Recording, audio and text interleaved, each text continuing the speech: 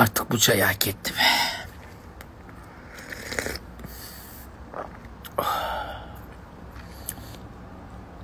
Kadir Ezildi olmanın hakkını vererekten bir işin daha üstesinden geldim. Hamdolsun. Her yerde sildim, süpürdüm. O arada misafirleri de ağırladık.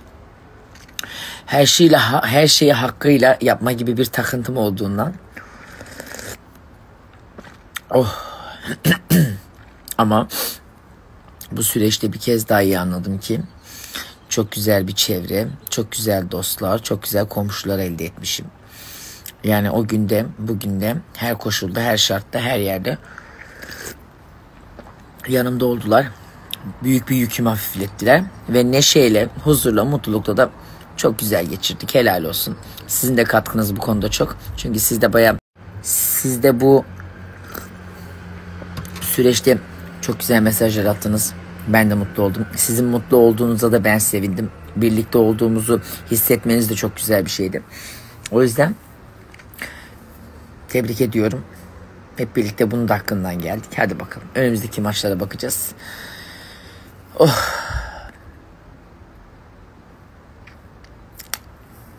Ama çok yoruldum. İnan olsun ki duruyorum ama nasıl şu çayı içmek için oturuyorum sadece. Yatacaktım, kalktım kendime sadece demliğin üstüne çay demedim. Eğer bunu içmeseydim yatamazdım. Çok güzel nişan fotoğrafları çekildik.